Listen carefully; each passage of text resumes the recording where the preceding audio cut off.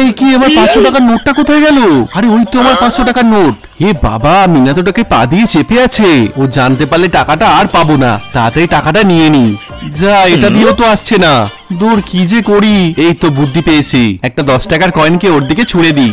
আরে বাহ, 10 টাকার কয়েন! আজকে আমার ভাগ্যটা খুব ভালো। এই পেয়ে গেছি। হ্যাঁ, এটা কিসের শব্দ হলো? না, কাউকেই তো দেখতে পাচ্ছি না। 10 টাকা দিয়ে এখন ফুচকা খাবো।